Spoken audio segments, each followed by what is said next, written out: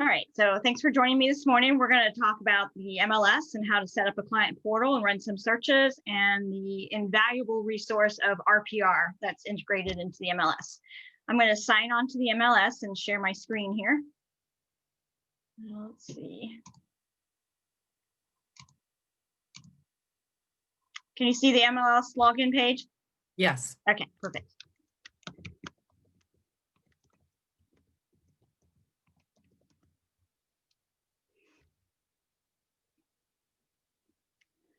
Always the broadcast notice when you sign on. You can always hit read later.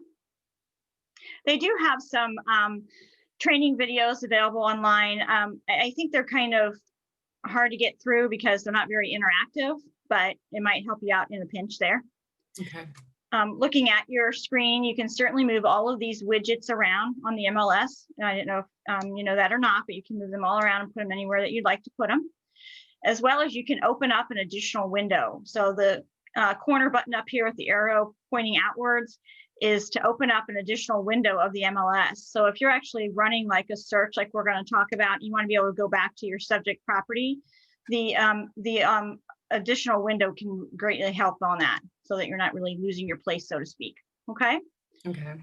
All right. So we're going to go ahead and jump in just as if we had received a new lead, a buyer that wants to look at houses, you know, in the Mason School District, say for up to 400,000. That's the search criteria we've said. So we want to go in here and click on searches, and I'm going to do a standard search. Not only did they give me school district, but they gave me a price as well. And maybe they said they need at least 4 bedrooms. So we're going here, we're going to choose residential, single family. The additional criteria that you could choose from is fine to leave blank, only because you have to remember the MLS is inputted by hundreds of people, admins, agents themselves. So some of their criteria might not be inputted into every field. And if you narrow your search down too far, you're going to miss properties. So it's better to leave it a little vague and get a broad research results than not get the right property to show up. Okay, so we'll leave that one blank here. In the areas, even though I know what SIC code and area Mason is, I'm just going to go ahead and put in the school district so that I be sure to pick up everything in the Mason City School District. The reason being is, as you'll come to learn, Mason, when people say Mason schools, it actually covers a little bit of Deerfield Township, as well as a corner of Loveland, and then of course all of Mason. So, and there's even some Liberty Township, the most southern part of Liberty Township, that still falls into Mason City Schools. So with that broad of a range on the map, I would just go ahead and put in the school district. And then, like I said, they told us active and coming soon. That's by default always going to show up. You can choose the additional statuses just by clicking on the box next to them. I'm going to go ahead and choose under construction just to see if we get anything on that avenue as well. They said up to 400,000, and they want at least 4 bedrooms. So kind of skeleton criteria, but enough for us to establish the search and get something to show up, probably, hopefully. We'll click on the preview count, which is up here on the left-hand side. Kind of gives you an idea how many are showing up. Now it says only 2 are available. So you're thinking, wow, that might be tough. Let's see if we can drop it down to 3 bedrooms. Maybe if they've got a room in the basement, you know, they can't really count as a bedroom, but it's used as one. So if I drop it down to 3 and click on view results again for the search, it pulled up 1 more house. So there's not a lot in Mason on the market, but that's okay. For training purposes, this would be perfect. So now that I've got some houses showing up, I want to go ahead and get my client portal set up for my client. In doing so, we want to select all of the properties, and then I want to click on prospecting up here at the top across the blue menu. And it's going to ask me if I want to save it as a new prospect, an existing, or save it to a prospect already established. I'm going to click on save as new prospect. And I'm going to type in their name. Let's say their name is Jane Doe, just for simplicity. We're going to hit the save button here. This brings up our contact card. Now, you can start from this aspect as well, instead of just from the search that I did, but I like starting from the search to kind of get an idea of what's really out there. If it had resulted in zero criteria, zero houses available, and I'd already set up this contact card, they would have gotten that search instantaneously. So with that in mind, I like to run the search first to see what I've got coming up and then creating the contact. So it brings me right into the contact card. It populated her name. I'm going to keep it as active and as a buyer. I do want her name to show up on the report, so I'm going to click that box as well. The next couple fields down, the company name, street address, zip code, you can leave those blank. This isn't really our contact management. That's going to be what booj serves us for. So this is just to get enough information in to generate a report for the clients that we're searching for. This area right here where it says display as, this is going to show you what her name's going to show up as on the report. We want it to be first name first, so you can switch that. So you can toggle between first name first or last name first. Now the groups, and when you click on the little magnifying glass, which is the lookup button on next to most of the fields, it tells you what your choices could be in here. In the MLS, I generally put everybody in clients just so they show up collectively all the time. Click OK there. It's going to ask for your client's email here. So we'll put in an email address here. If you have maybe a spouse or someone that's buying the house with them, or even just somebody that wants to be in on a search. I was showing a young man a house. He was a first-time home buyer, and mom wanted to see what was showing up too, so she could possibly kind of rule some things out. So I added her in here as well. So you can add in several additional email addresses. If you want to put in their phone number in here, just to keep it as another place, as well as, you know, your own phone and in your booj contact, that's as well too. Contact date here. That's just giving you an idea how long, you know, you've been working with them. We'll put it down for today. Birthday, we don't need to put these. These are the dates that we put into our contact management system, such as booj. Any notes, I'm going to put Mason schools a must. 4 beds prefer. And 400K max. So those are just notes to myself about their search criteria. Down here on the next section that says prospect options, we do want to enroll them in the auto prospecting. It's going to pop up a pop-up window and ask you how frequently you want that to happen. By default, it is only daily. We want this to be changed to immediately. That way they are alerted anytime a new house pops up that meets their criteria and goes into their cart. So you don't want to get that angry phone call from your client, you know, at 4 o'clock that they just saw a house come on and you go to make a showing and it's already pending. So, because it's happening within hours. So change that to immediately and hit the save button here. Then on to the next field. We do want the email sent to the client, but not to ourselves. So no for the agent, yes to the prospect, and only for the newly matched listings that they get in their portal. We want them to be notified of any price changes and any status changes so that they will see if something goes pending that maybe they had their eye on, or if it comes back active on the market.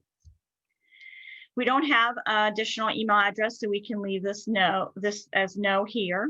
And then the email format, we want it to be full client detail with all the photos. Okay, we don't want them to miss anything on that. The next one down was the one that we had just changed from daily to immediately. So if you need to change that again, you can edit that here with the little pencil button. And then we want to click on the box that says Client Portal. When you click on the Client Portal box, it opens up the cart maintenance.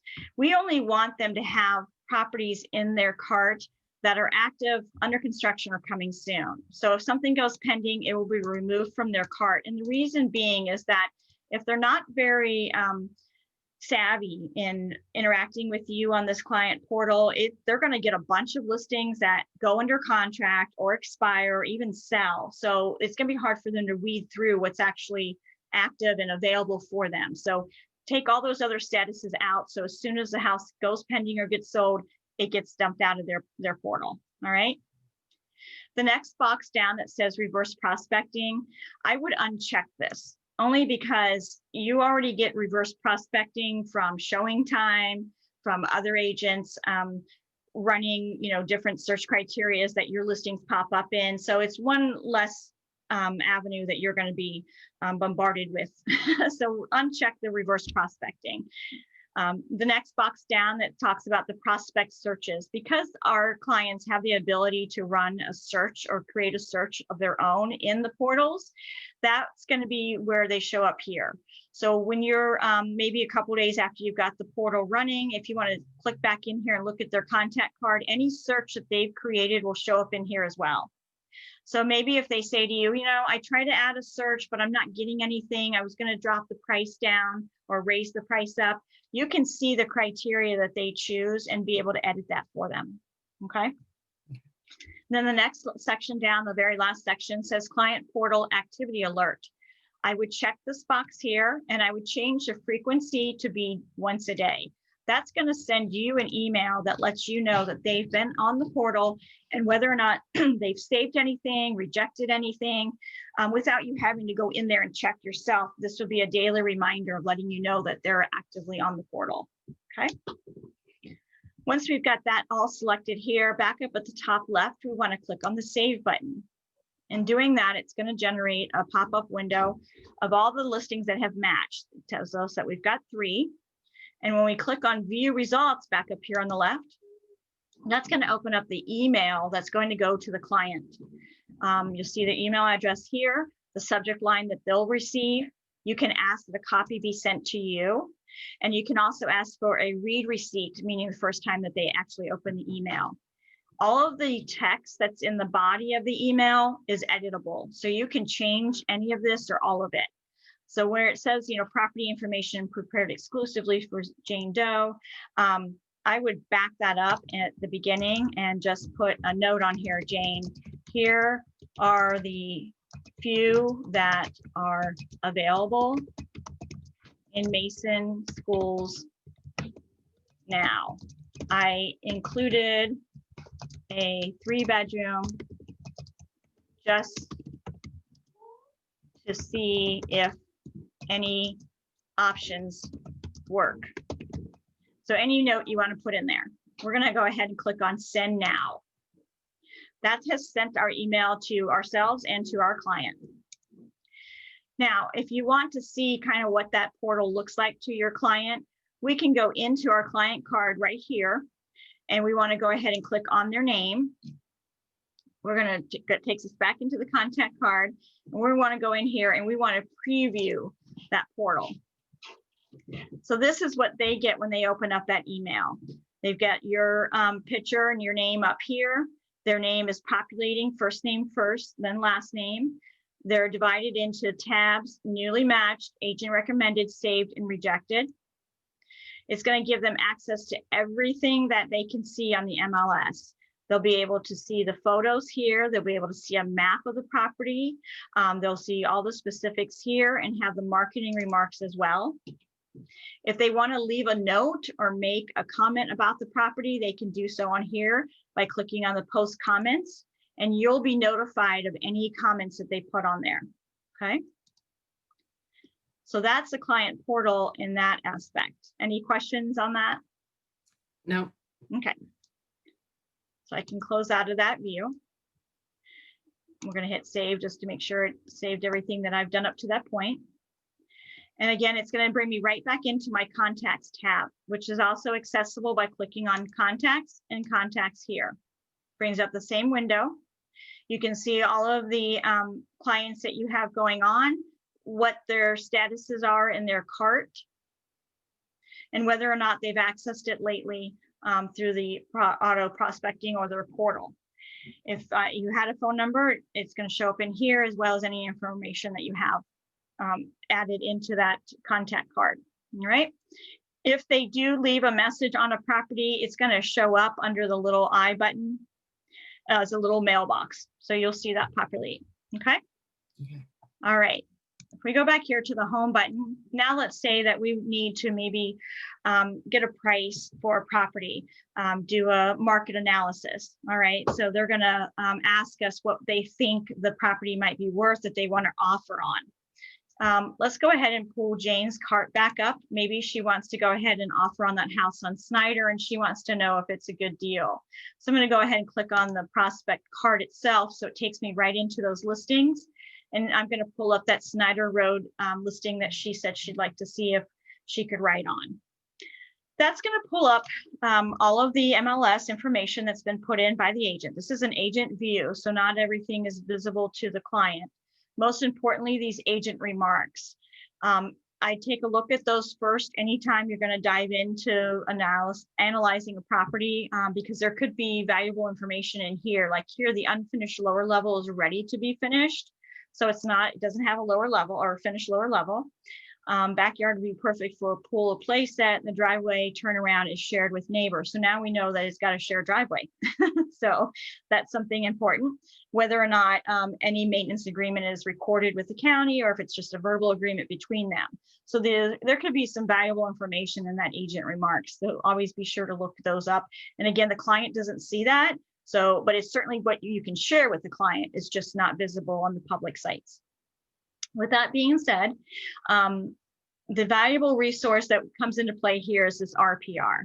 RPR stands for Real Property Resource. And this is, it's almost like a private Zillow, if I can make that comparison. RPR is designed for realtors. It feeds off of the MLS. It also incorporates the tax records information. So it's a little bit more real time, real feed than Zillow is, okay? And it allows you to generate reports within the system, customized to your client, depending on what information you want to generate. So with that being said, it shows us here that the property is currently listed for $299. Now it's saying that it has a real value for the market of $257, and it lets you know where it's getting that number from. When you click on that little, all I clicked on was that little arrow next to it so I could view details.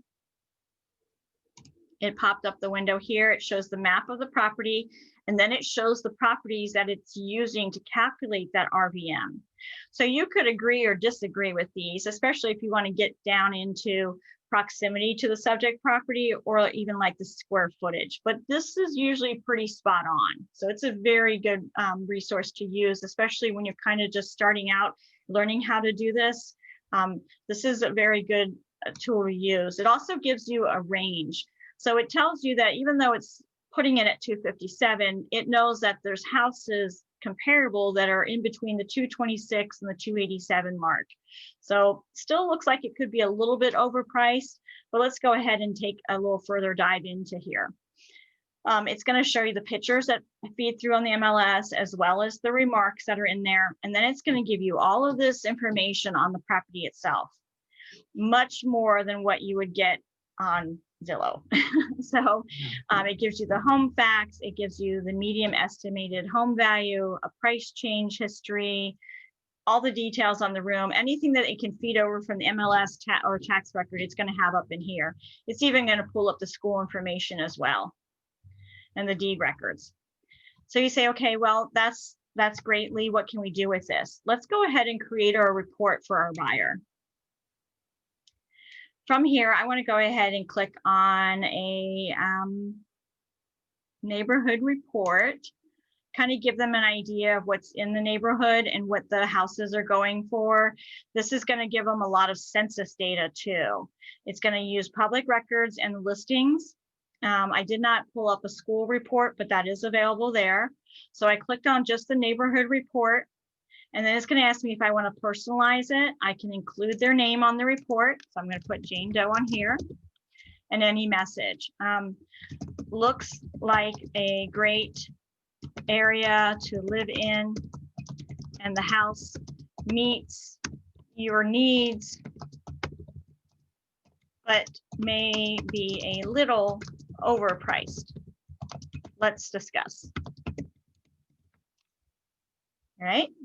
It's going to ask how you want it delivered. We're going to say we want it delivered now, so we get it as a PDF. So it's really in our hands to be able to give to the client. Or if it's something, maybe the client's not local, you're not going to see them, you can certainly add their email address into here and you'll get a copy of it as well.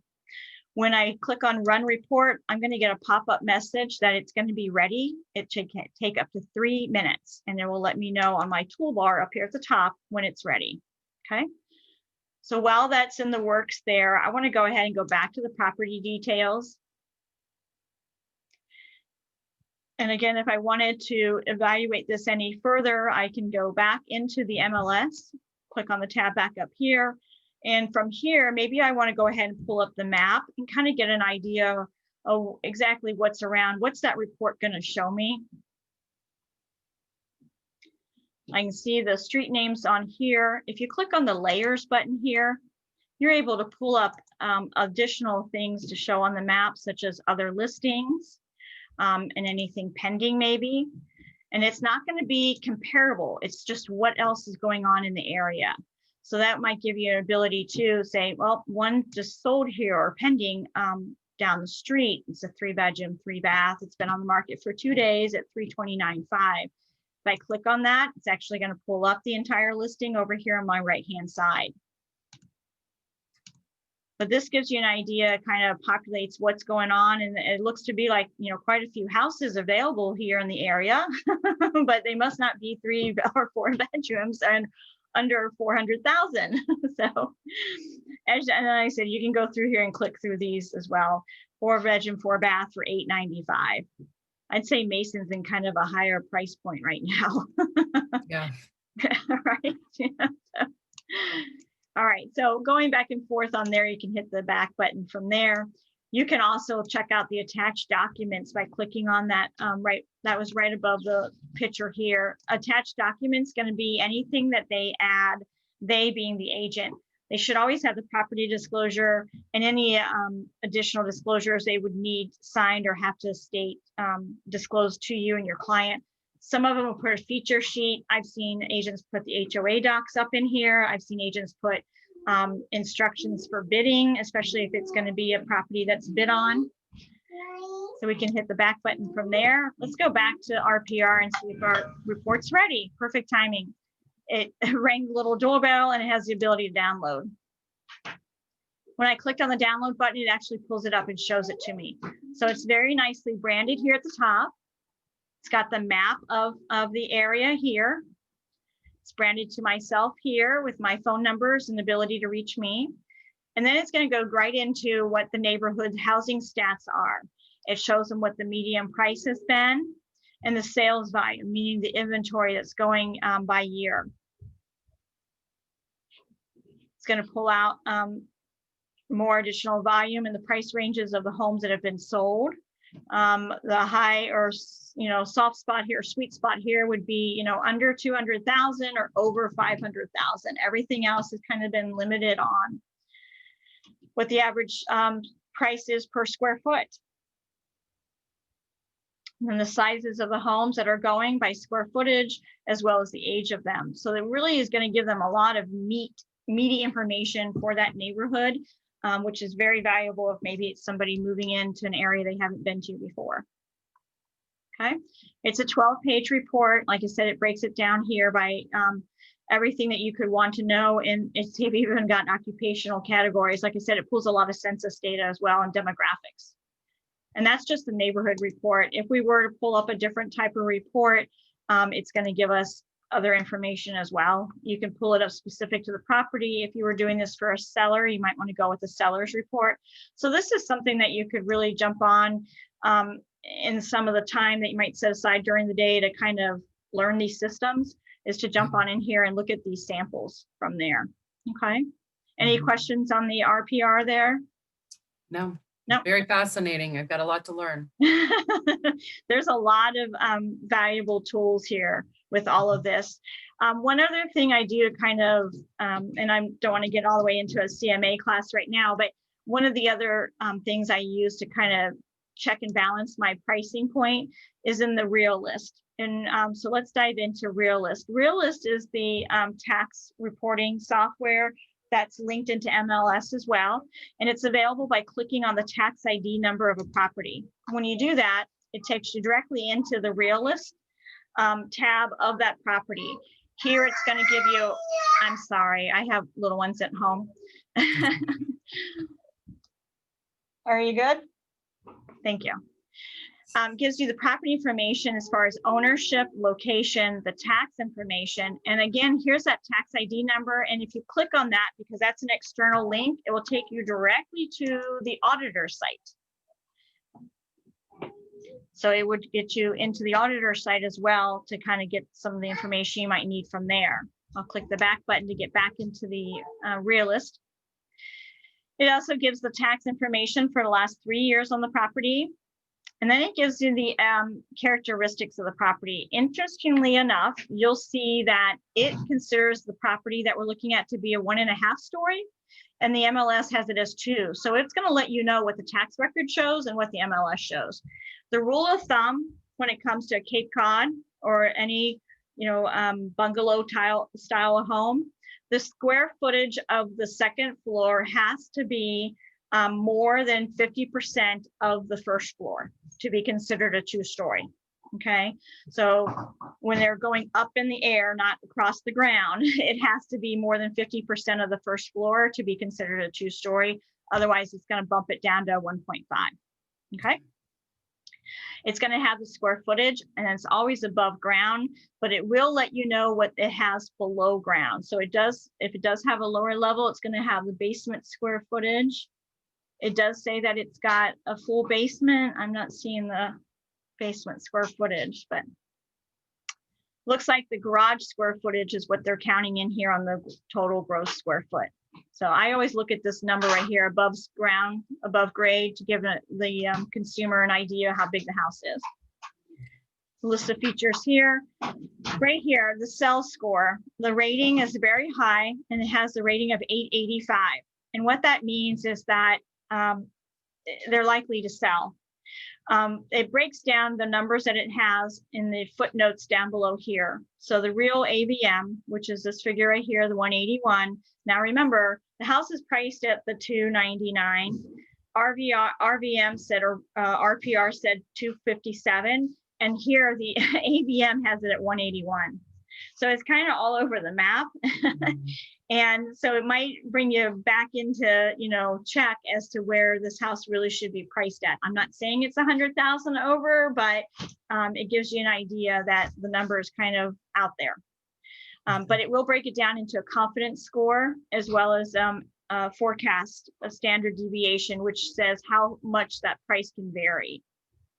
So it's very, very analytical. It never should be used in lieu of an appraisal, but it will give you a kind of a check and balance when you're talking about pricing a property. Okay. It will also tell you the last time it was listed and last time it was sold, all the mortgages of record on here, so you can see how it transferred through. But what's really important down here is if it's ever been foreclosed on. So it has been foreclosed on for $128,000.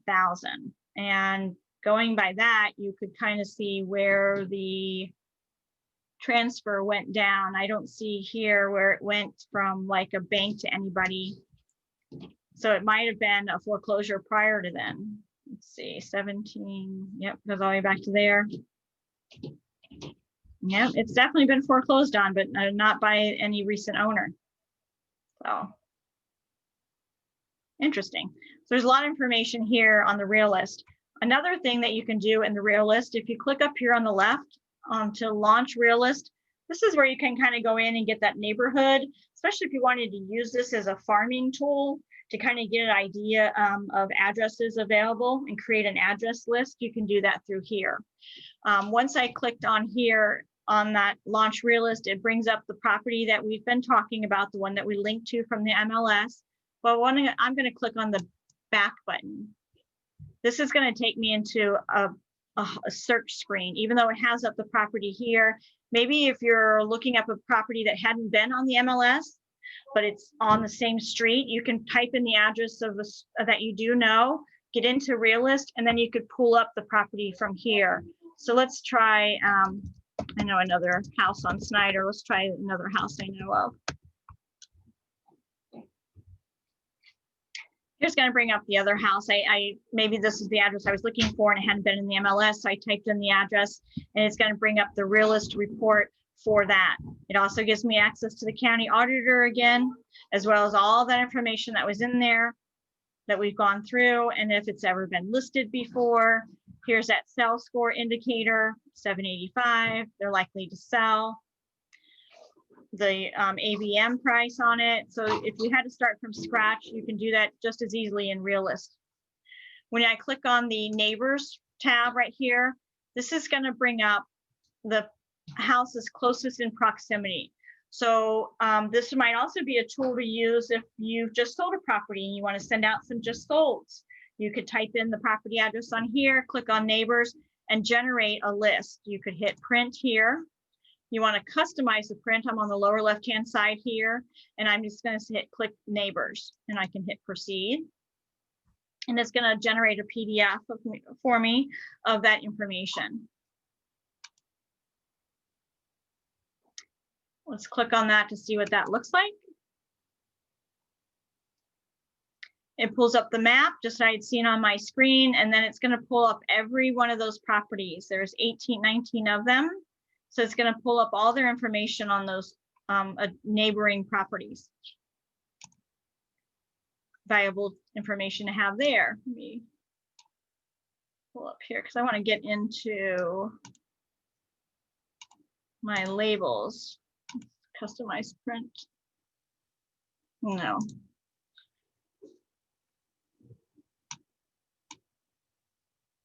Excuse me 1 second. They've changed a few things here. I'm not seeing where my labels are. Here we are, back in the main screen. Labels at the bottom. It's asking you what format you're using, whether you want to use the tax billing address that it has or the property. Always use the property address.